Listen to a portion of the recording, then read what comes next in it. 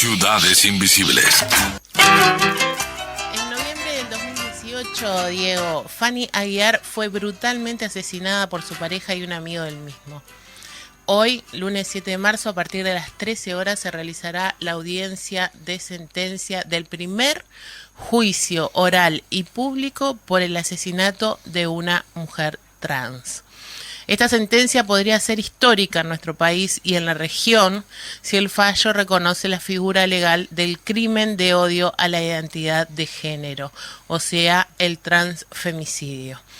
Se está convocando a los movimientos sociales y a la sociedad entera a concentrarse en las puertas del juzgado letrado en lo penal del 40 turno, ¿cómo se dice 40? Cuadragésimo. Cuadragésimo turno exigiendo justicia. Por las compañeras trans asesinada por Fanny fue transfemicidio, dice el mensaje. Esto será hoy, 7 de marzo del 2022, en Juan Carlos Gómez, 1236, esquina Reconquista.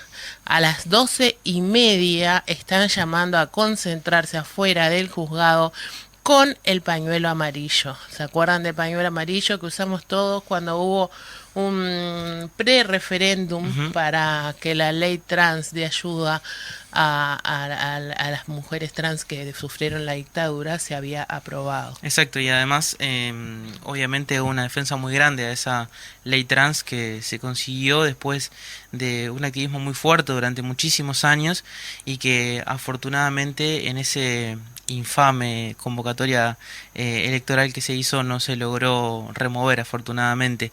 Y como vos decías, Fernanda, este juicio oral y público que se empieza a desarrollar por el caso de Fanny va a tener implicancias muy importantes porque al ser justamente el primero en su tipo que se tipifica dentro de la justicia como un transfemicidio, va a empezar a sentar algunos precedentes importantes, ¿no? Como Sí. ya ocurrió, por ejemplo, en Argentina, con otros casos similares, como el de la activista Diana Zacayán, que sabemos que en definitiva marca un poco cuáles son los procedimientos a seguir dentro de la justicia, cuáles son las pautas que se toman a la hora de, sobre todo las fiscalías, empezar a llevar adelante los juicios, y estos son, bueno, por eso uno... Es un caso, lamentablemente es un caso más de tantos crímenes de odio y de transfemicidios que ya han ocurrido en nuestro país. Los hemos hablado muchas veces con Colette Spinetti. Exacto. Los casos, hay 5 casos que aún no están resueltos, que hace poco parecía que sí, que estaban tras el autor, que habría sido el mismo, pero quedó ahí. Sí, bueno, además casos bastante particulares, ¿no? En el cual de una persona que a través de publicaciones que se había hecho en un blog personal, atribuyéndose los asesinatos, finalmente se pudo dar con la persona que además era, recordemos en el contexto, integrante del Comando Barnex. O sea, Es verdad, es verdad, es verdad, es verdad. Lo hablamos acá. El caso de Fanny nosotros lo estamos siguiendo desde hace un tiempito, desde que empezó todo esto. Hoy vamos a hablar con Josefina González. Se ve que está en alguna otra nota porque están convocando ellas como decíamos, con el pañuelo amarillo a concentrarse exigiendo justicia, y bien dice el comunicado, y bien lo decías vos, Diego, sería histórico en nuestro país que el transfemicidio sea sentado como figura legal. Sí, y además, digamos, también me parece que es importante destacar que en este caso, que es un juicio que fue arrancado por la familia, ¿no? de Fanny, la demanda, que también me parece que es muy representativo, ¿no? Sobre todo para la mayoría de las historias que atraviesan a las identidades trans, en muchos casos ser expulsadas, negadas por las propias familias. Bueno, es como una luz que se empieza como a encender, que ojalá pueda a partir de este caso iluminar otros lamentables incidentes que han sucedido de femicidios y de transfemicidios en nuestro país. Ya que hablamos del pañuelo amarillo, Diego, digamos que no se llegó a la cantidad de votos necesarios para poner esta ley a consideración, y la ley sigue vigente tal cual fue votada en el Parlamento. Sí, en ese caso, que había sido una convocatoria a elección por un pre-referéndum. Por eso, era como la juntada de firmas que se hizo para Son dos hacer el mecanismos referéndum. distintos. Bueno, no, es un mecanismo diferente. Se vota un día, se llama votar un día, Claro. que es como el camino rápido, se le llama. Exacto. Son dos procedimientos para llegar a lo Para el mismo. Pero en este caso se optó por eso, y esto reafirma algo que, como hemos discutido varias veces, que es que el sistema legal uruguayo y electoral es bastante garantista, para lo bueno y para lo malo. Es decir, es bastante inmovilista.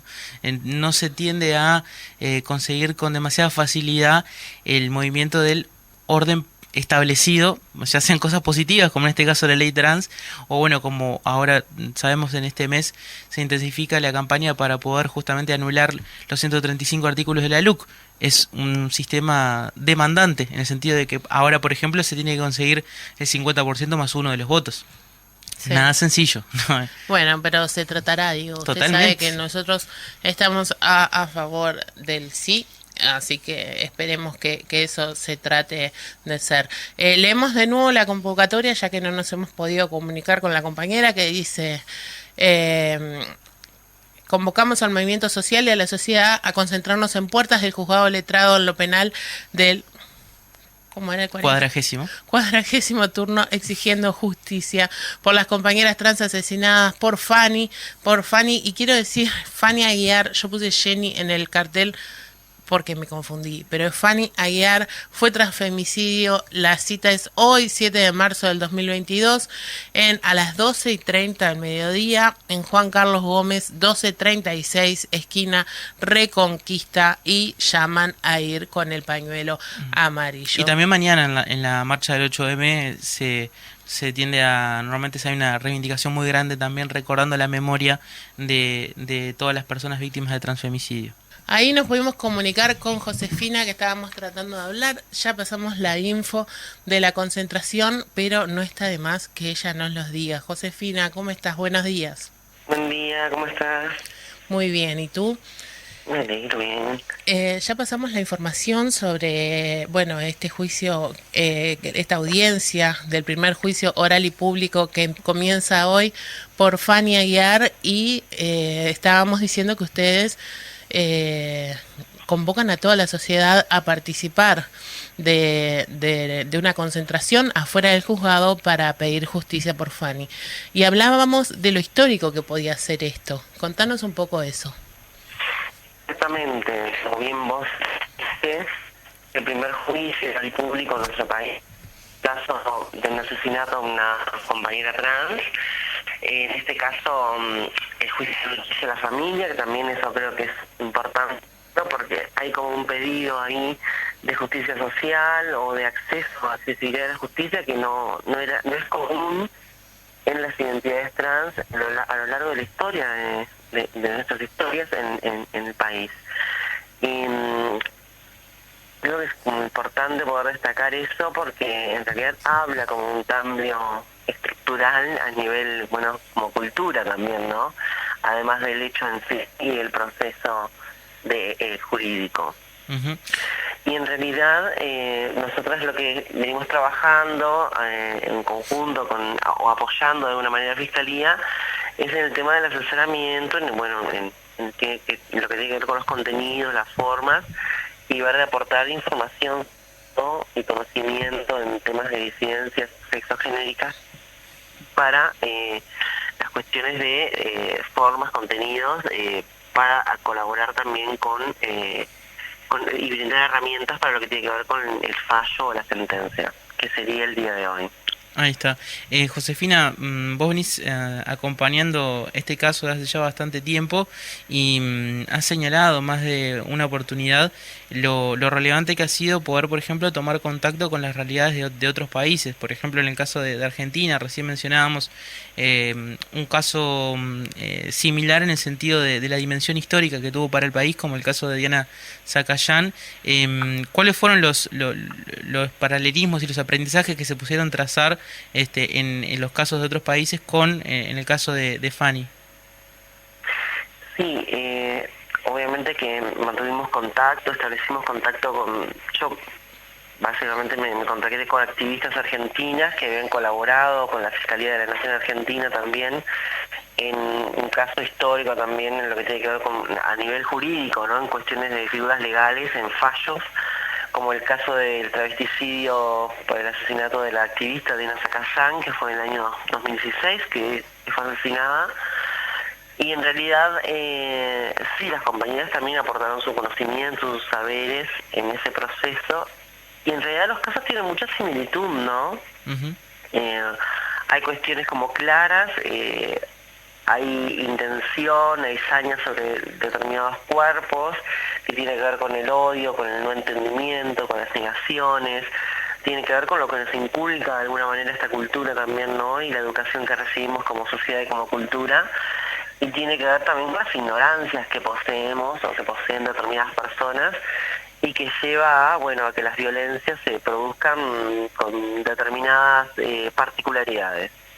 Y es lo que nosotros entendemos, que hay como posibilidad de afirmar de que se puede fallar con figuras o gravámenes que tienen que ver con el odio a la identidad de género, que se puede traducir en dos formas legales, que viene a ser lo mismo, pero en diferente intencionalidad del nombre, como en el caso de Argentina, travesticidio, que apela a la identidad de Diana se asumía travesti, y en el caso de Fanny en Uruguay entendemos que podría ser transfemicidio.